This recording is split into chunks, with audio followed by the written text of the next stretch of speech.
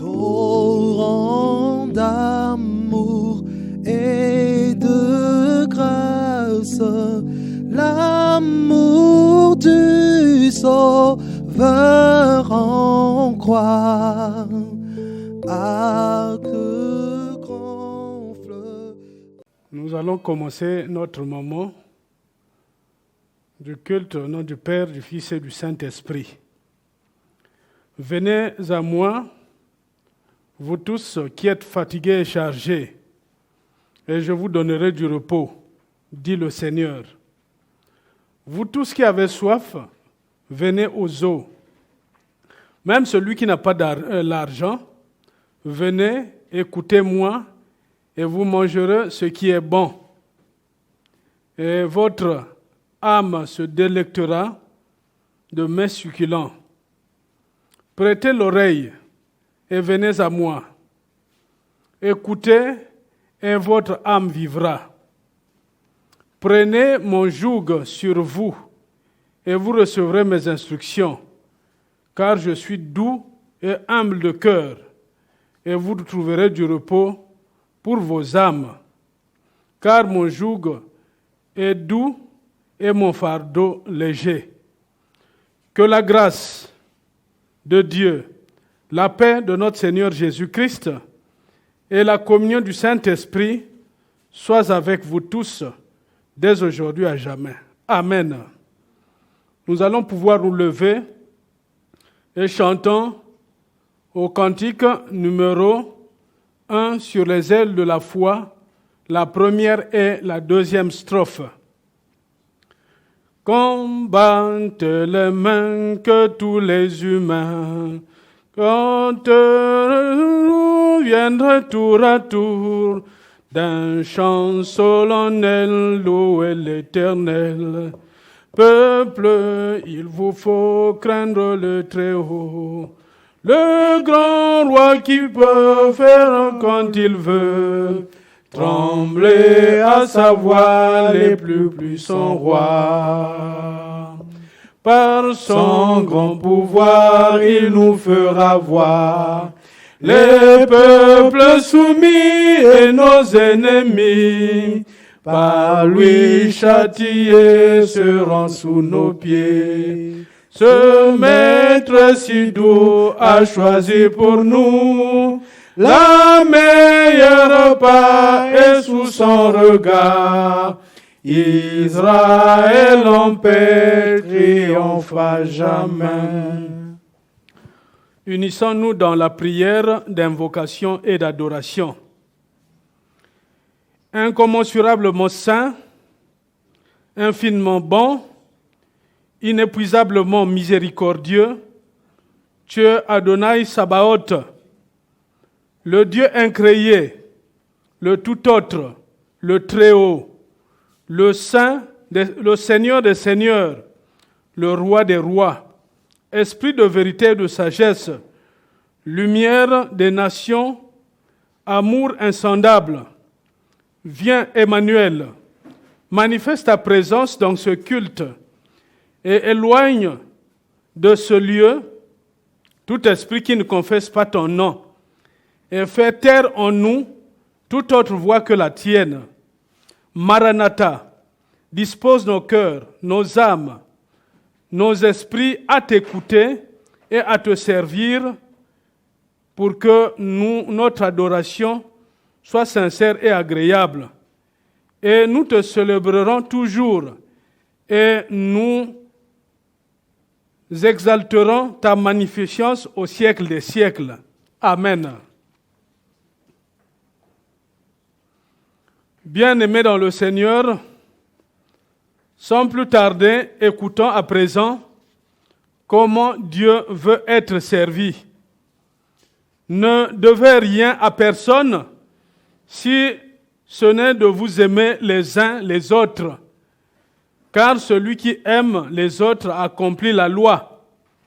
En effet, les commandements, tu ne convoiteras point, commettras point d'adultère, tu ne tueras point, tu ne déroberas point, et ce qui peut y avoir encore se résume Donc cette parole, tu aimeras ton prochain comme toi-même.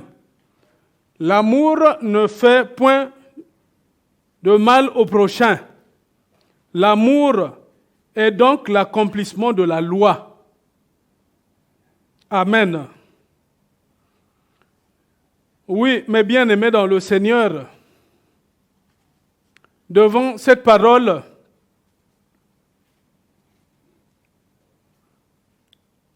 nul ne peut dire qu'il a pu accomplir la loi.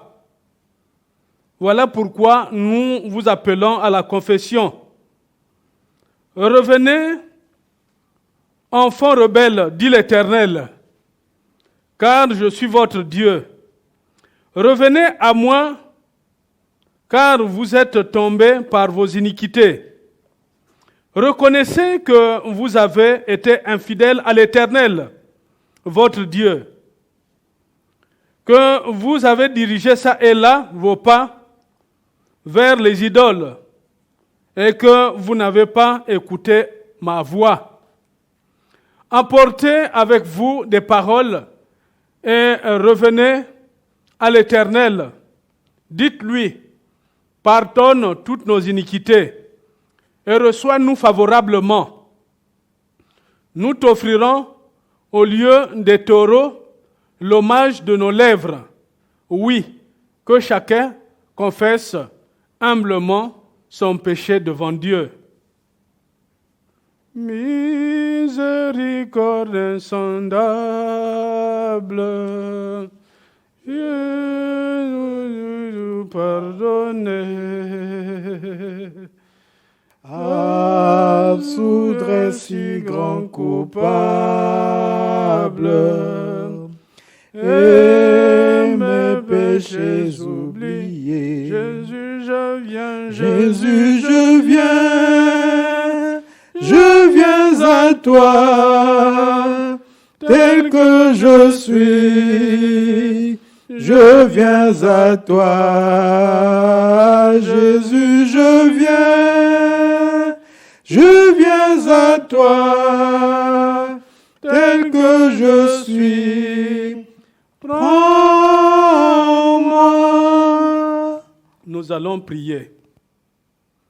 Éternel, notre Dieu, grand et redoutable, toi qui gardes ton alliance et qui fais miséricorde à ceux qui t'aiment et observent tes commandements. Nous avons péché et nous avons commis l'iniquité. Nous avons été méchants et rebelles. Nous nous sommes détournés de tes commandements et de tes ordonnances. Seigneur, écoute-nous. Seigneur, écoute-nous. Seigneur, pardonne. Que donc ta grâce nous inonde dès aujourd'hui à jamais. C'est au nom de notre Seigneur Jésus-Christ que nous avons ainsi prié. Amen. Écoutons à présent, mes bien-aimés dans le Seigneur, les paroles de grâce. Celui qui cache ses transgressions ne prospère point, mais celui qui les avoue et les délaisse obtient miséricorde. J'ai effacé tes transgressions comme un nuage, et tes péchés comme une nuée, dit l'Éternel. Revenez à moi, car reviens à moi, car je t'ai racheté. Que tous ceux qui se repentent dans la foi reçoivent de la part du Seigneur l'assurance de leur pardon au nom du Père, du Fils et du Saint-Esprit. Amen. Une fois de plus, nous allons nous lever et ensemble chantons le cantique « Tout joyeux, bénissons le Seigneur ». Tout joyeux, bénissons le Seigneur. Chantons et célébrons ses louanges, adorons avec foi le Sauveur. Nous joignons aux célestes phalanges. Gloire à Dieu, à Dieu. Que ce chant retentisse en tout lieu. Gloire à Dieu, gloire à Dieu. Que ce chant retentisse en tout lieu. Nous allons une fois de plus prier. Éternel notre Dieu, à l'instar de Marie, nous avons blotti nos genoux pour écouter ta parole, pour la comprendre et la pratiquer. Voilà pourquoi, Seigneur, nous voudrons te recommander ce moment très capital de ce culte. Seigneur, utilise-nous puissamment et que tu puisses disposer les cœurs des uns et des autres à écouter avec l'œil spirituel pour que cette parole nous serve de guide. Au nom de notre Seigneur Jésus-Christ, nous avons ainsi prié. Amen. Le texte qui va faire l'objet de notre méditation au cours de ce culte n'est pas celui du guide biblique, mais nous l'avons tiré du psaume de David, 91, versets 1 à 13. Psaume de David, 91, versets 1 à 13. Là, il est écrit, nous lisons au nom du Seigneur. Celui qui demeure sous l'abri du Très-Haut repose à l'ombre du Tout-Puissant. Je dis à l'Éternel, mon refuge et ma forteresse, mon Dieu en qui je me confie, car celui qui te délivre du filet de l'oiseleur, de la peste et de ses ravages, il te couvrira de ses plumes et tu trouveras un refuge sous ses ailes. Sa fidélité est un bouclier et une cuirasse. Tu ne craindras ni les terreurs de la nuit, ni la flèche qui vole de jour, ni la peste qui marche dans les ténèbres, ni la contagion qui frappe en plein midi. Que 1000 tombent à ton côté et 10 000 à ta droite, tu ne seras pas atteint. De tes yeux seulement tu regarderas et tu verras la rétribution des méchants. Car tu es mon refuge, ô Éternel. Tu fais du Très-Haut ta retraite. Aucun malheur ne t'arrivera. Aucun fléau n'approchera de toi, de ta tente, car il ordonnera à ses anges de te garder dans toutes tes voies, et ils te porteront sur les mains, de peur que ton pied ne se heurte contre une pierre. Tu marcheras sur le lion et sur l'aspic. Tu fouleras le lionceau et le dragon. Amen. Dieu, le protecteur par excellence, tel est le thème que nous pouvons attribuer au texte que nous venons de lire. Le thème Dieu protecteur est d'une importance non moins significative, dans la mesure où il touche aux problèmes réels et sensibles que traverse l'humanité depuis la nuit des temps jusqu'à nos jours. Il faut aussi ajouter que ce thème est un thème récurrent, d'autant plus qu'on le retrouve plus d'une fois dans la Bible, c'est-à-dire du début de la Bible jusqu'à la fin de la Bible, ce thème revient plus d'une fois. En effet, le danger est quelque chose de réel pour le monde en général et l'Afrique en particulier. Beaucoup de personnes sont menacées par des catastrophes naturelles, comme le changement climatique, les canicules, les maladies à l'instar du virus Ebola, du VIH-Sida et de la COVID-19. Et les gens sont appelés à affronter les guerres civiles ou des émeutes, les crises sanitaires, les crises financières et les crises sociales et que sais-je encore.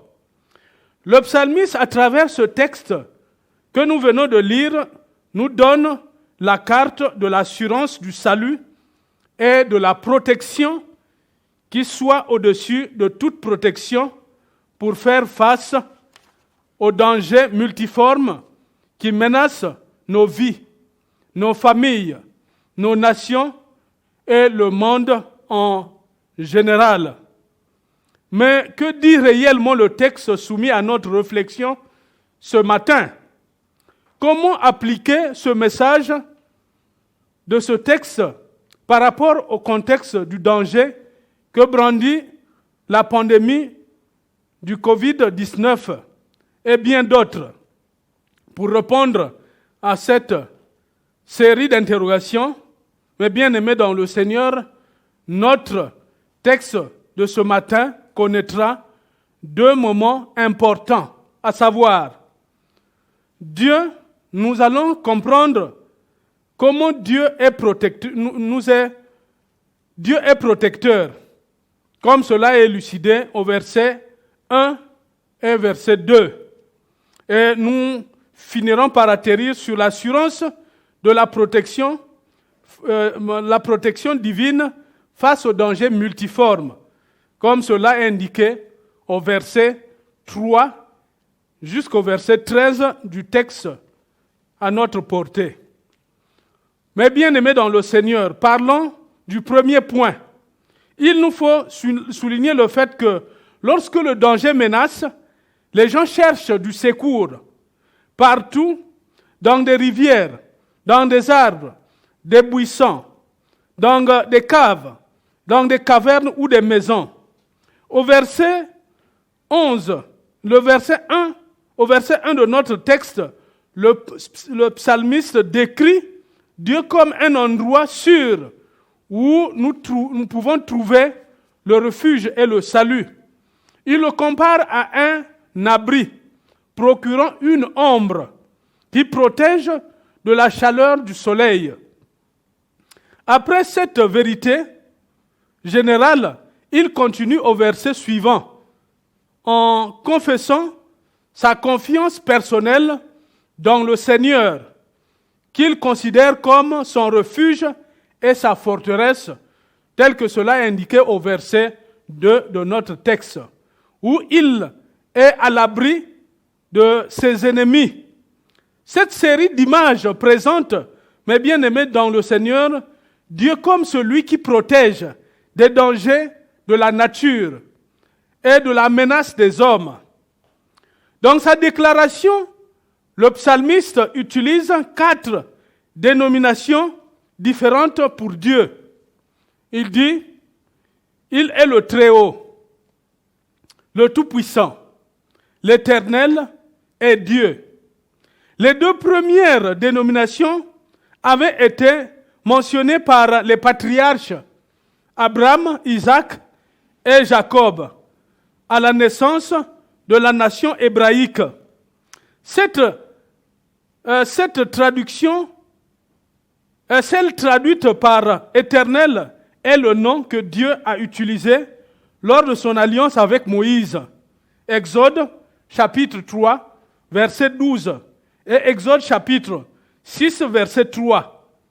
Et Dieu fut le titre par lequel il se fit connaître à la création, tel que cela est indiqué au verset 1, au chapitre 1, verset 1 du livre de Genèse. En citant tous ces qualificatifs, le psalmiste tente d'établir qui est Dieu et qui il restera. Mais bien-aimé dans le Seigneur, c'est parce que Dieu est ce qu'il est. Il restera ce qu'il est, que sa protection est excellente. Oui, mes bien-aimés dans le Seigneur, point de besoin devant des menaces multiformes, des menaces dans les familles, des menaces au lieu du service, des menaces dans les foyers conjugaux, des menaces à tous les niveaux que ce soit, de se fier, de se confier aux gourous de ce monde, de courir après les fétiches. Mais bien au contraire, nous devrons nous confier en Dieu, car il est le protecteur par excellence. Et sa protection est au-dessus de toute protection. Sa sécurité est au-dessus de toute sécurité. Oui, sa protection est excellente parce que le psalmiste poursuit sa confession en affirmant qu'il protégera ceux qui croient en lui. Les mots notés au verset 13, au verset 3 de notre texte, en ces termes, car c'est lui qui te délivrera, nous offre l'assurance que nous pouvons être secourus, même si nous avons été pris dans les filets de l'ennemi ou atteints par une épidémie quelconque.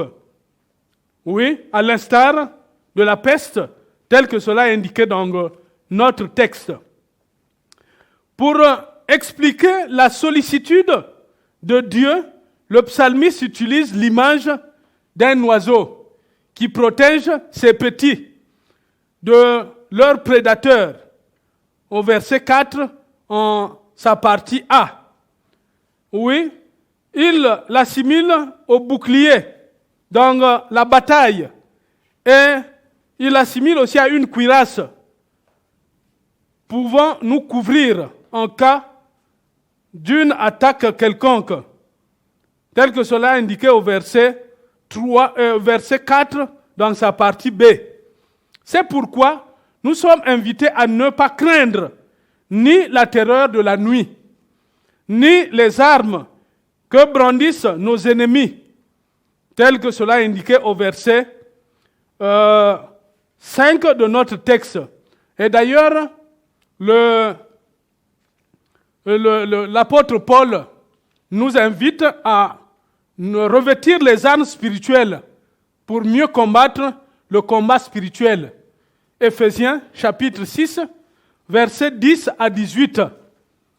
Au verset 5 de notre texte, le psalmiste reprend les images de la peste et de la contagion. Ensuite, il déclare l'assurance à ceux qui sont fidèles.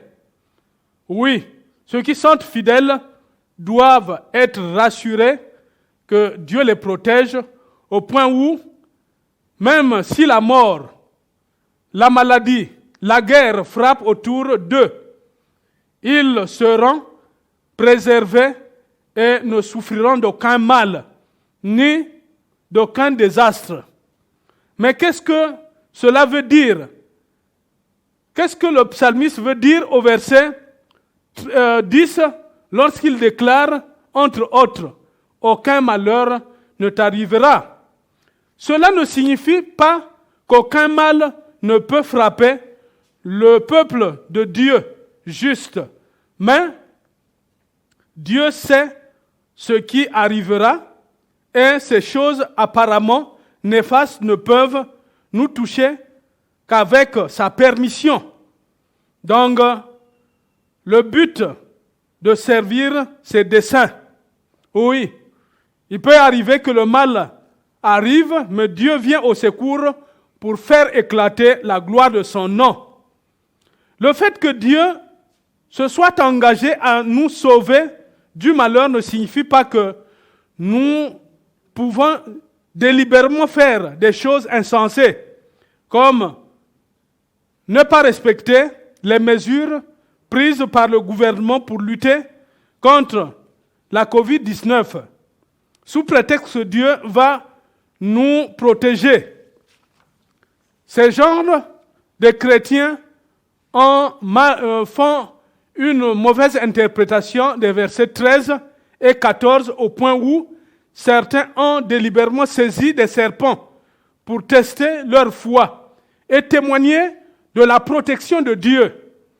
Les Écritures ne nous encouragent pas à éprouver Dieu, mais d'être sages, prudents, pour jouir de l'assurance de la protection divine face à ces fléaux. Mais bien-aimés dans le Seigneur, ce psaume autour duquel nous méditons nous rappelle que nous sommes enfants de Dieu et que notre Père céleste prend soin de nous, quelles que soient les circonstances, même les plus désagréables.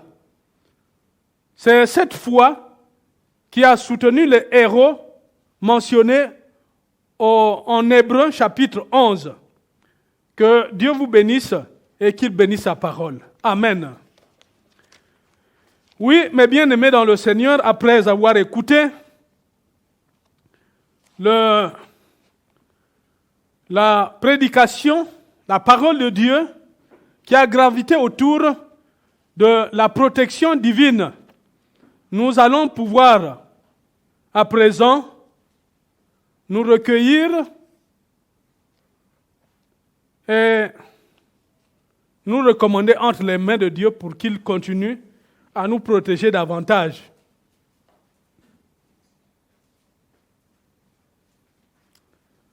Nous allons prier. Éternel notre Dieu, notre divin Père en Jésus, une fois de plus, nous te rendons grâce.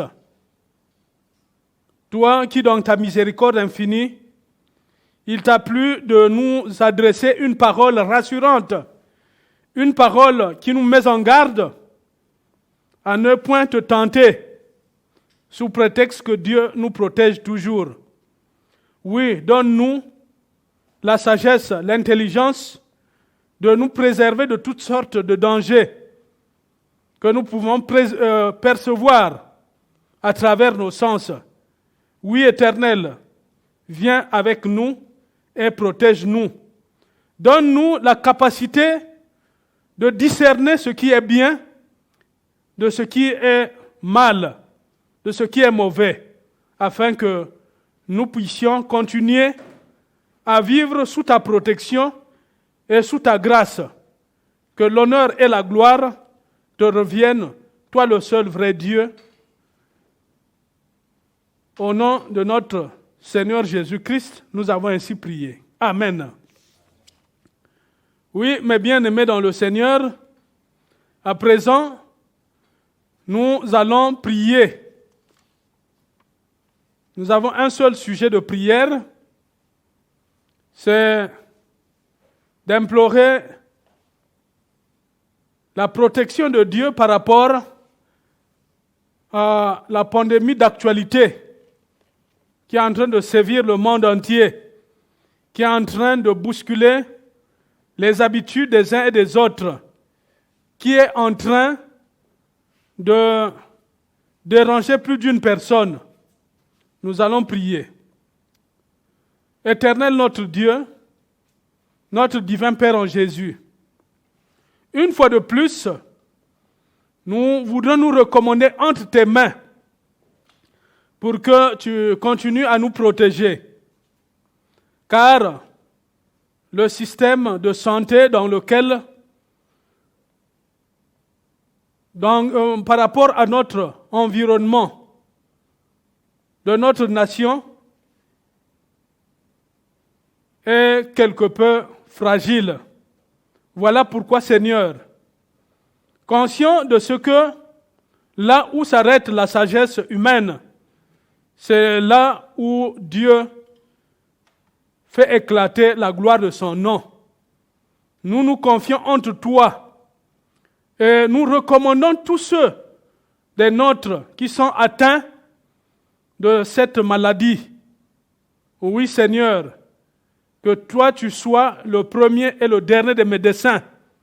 Toi qui es le médecin par excellence, inspire les médecins de ce monde, inspire les chercheurs de ce monde pour qu'ils soient à la hauteur de donner des traitements adéquats à tous ceux qui sont atteints, mais aussi arriver à trouver un médicament capable de traiter cette maladie. Merci Seigneur de nous rassurer de ta présence dans nos vies.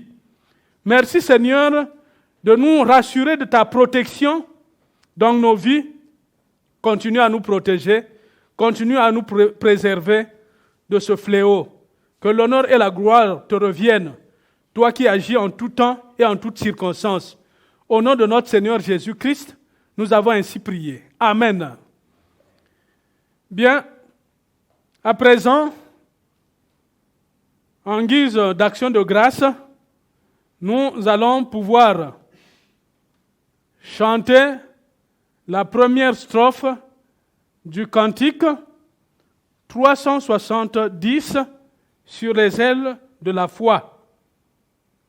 370 sur les ailes de la foi. À de nouveaux combats, Jésus, tu nous appelles, et nous voici fidèles, prêts à suivre tes pas. Conduis-nous au combat, nous sommes tes soldats.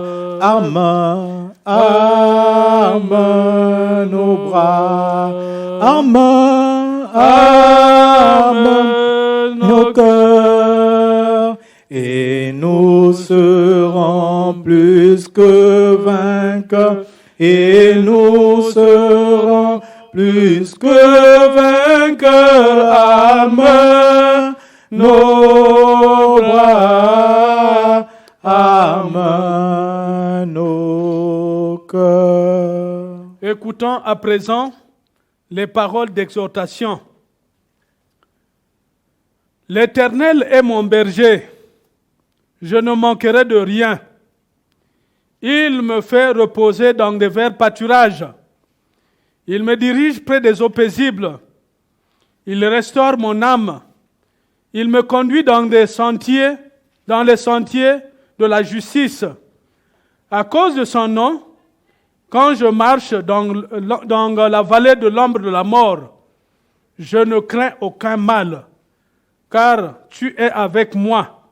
Ta houlette et ton bâton me rassurent. Amen. Unissons-nous dans la prière du Seigneur. Notre Père qui es aux cieux, que ton nom soit sanctifié, que ton règne vienne, que ta volonté soit faite sur la terre comme au ciel. Donne-nous aujourd'hui notre pain de ce jour. Pardonne-nous nos offenses, comme nous pardonnons aussi à ceux qui nous ont offensés. Et ne nous laisse pas entrer en tentation, mais délivre-nous du mal, car c'est à toi qu'appartiennent le règne, la puissance et la gloire au siècle des siècles. Amen. De Dieu recevant sa bénédiction. Que l'Éternel vous bénisse et qu'il vous garde. Que l'Éternel vous regarde favorablement et vous soit propice. Que l'Éternel tourne sa face vers vous et qu'il vous accorde sa paix, la justice, l'amour et la consolation. Que l'Éternel fasse luire son visage vers vous et vous accorde sa grâce. Allez dans la paix de notre Seigneur Jésus-Christ. Amen.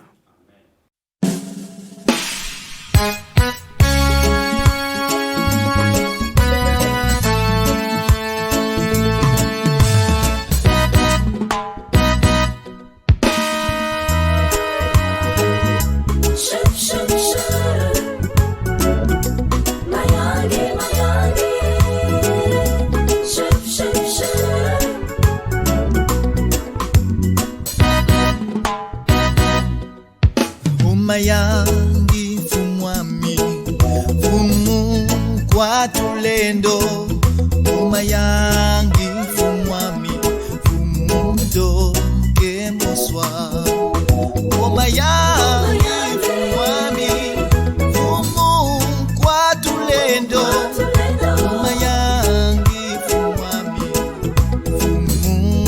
nyama kedika